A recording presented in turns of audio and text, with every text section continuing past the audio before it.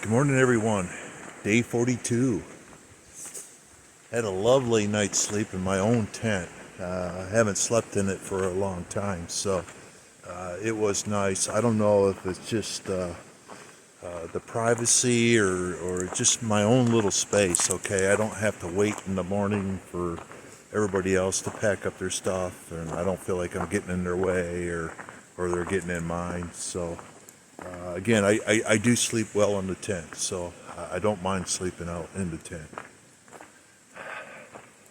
I showed you a pic of the Standing Bear hostel. That is very popular. I've seen it for years on YouTube. That's where most people will get off. If they're not going to get off in Gatlinburg for a couple days, they will go to Standing Bear. They do have a full supply there, and then they move on. So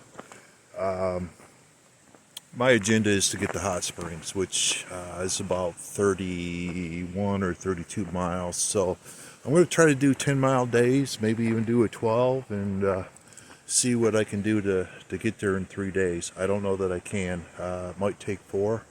I got plenty of food, so I'm not going to run out. But anyways, as always, we start the morning with an up, and I'll take you along.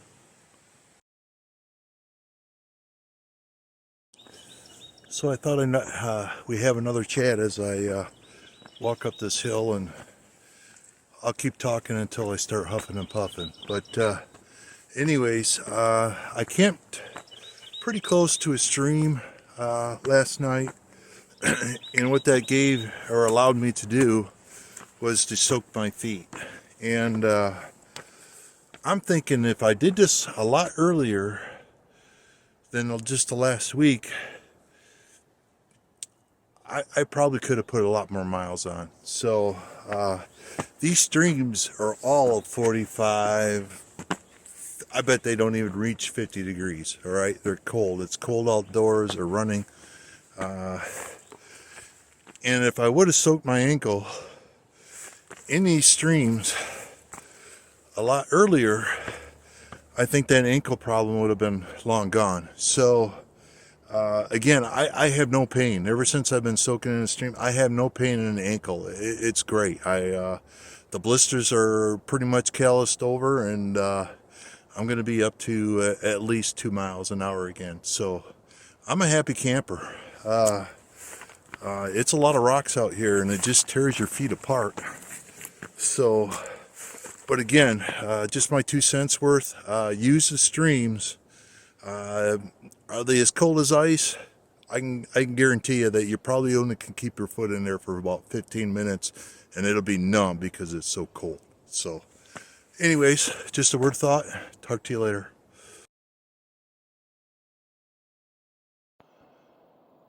So right now, I did see a few of these when I was in Gatlinburg, but you're starting to see more and more out in the woods. These trees are got some kind of blossom on, flower blossom. Real pretty.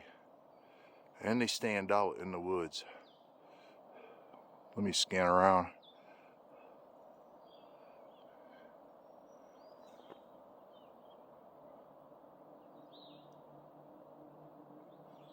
Nice to hear the birds too. Awesome.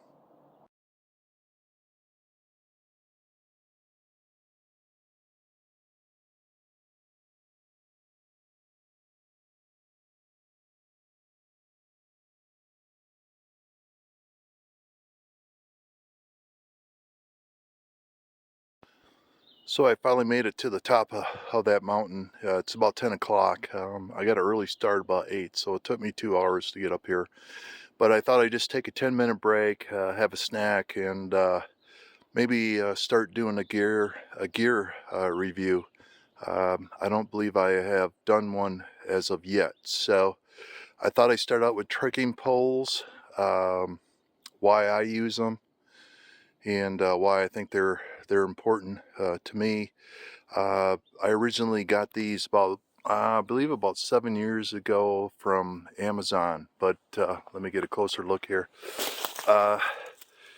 They are black diamond cork, And the actual name on them is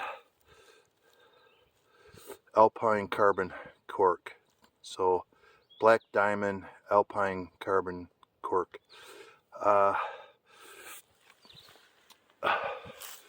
Why do I use trekking poles? Well, I need trekking poles to hold up my tent. I have a duplex Z-Plex tent that requires trekking poles. Whoop, got a hiker going by. And that's the reason why I use them. They also help me keep my balance. When I'm climbing over rocks, or if I have to go through streams and do some rock jumping, they help me keep my balance. And they're absolutely great for help climbing the mountains too, right? You dig the poles in, you use some of your arm power to do that. So I chose the cork handles. It's always nice to grab something warm versus cold, and they're non-slippery. They're not very slippery when they're wet, so you get a good grasp on them. The R carbon, so they're ultra light versus aluminum. I do use the clamp. Let's see if I can get a close look. The clamps to secure the pole.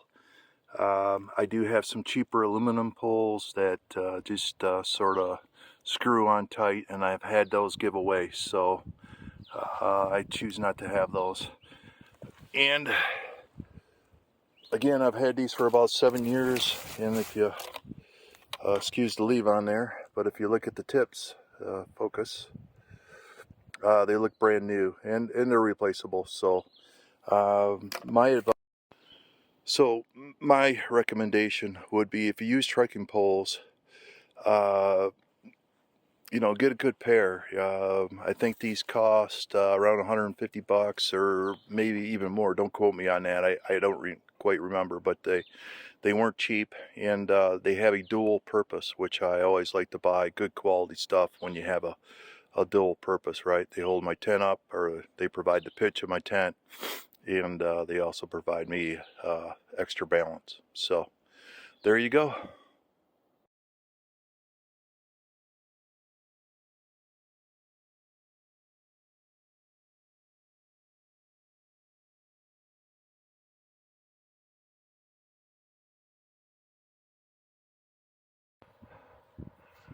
Look at this weird thing. Looks like a little spaceship. It's humming, whatever it is. I'm gonna go take a closer look. We're getting closer to the top. Oh, by the way, that plateau where I did the trekking pole review, that was a plateau. That was not the top. I still have not reached the top. It's already 12 o'clock. So, talk to you later.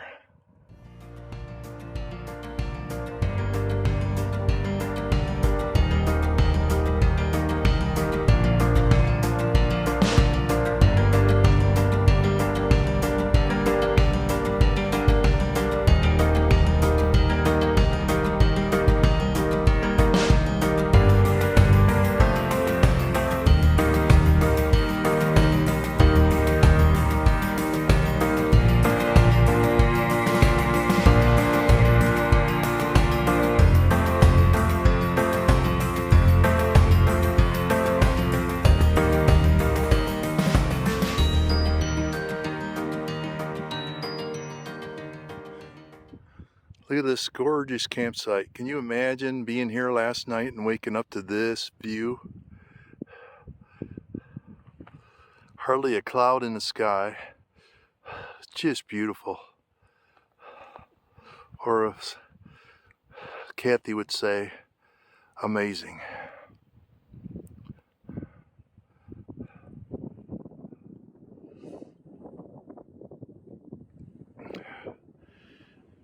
So it's noon. I'm gonna sit here and enjoy my lunch.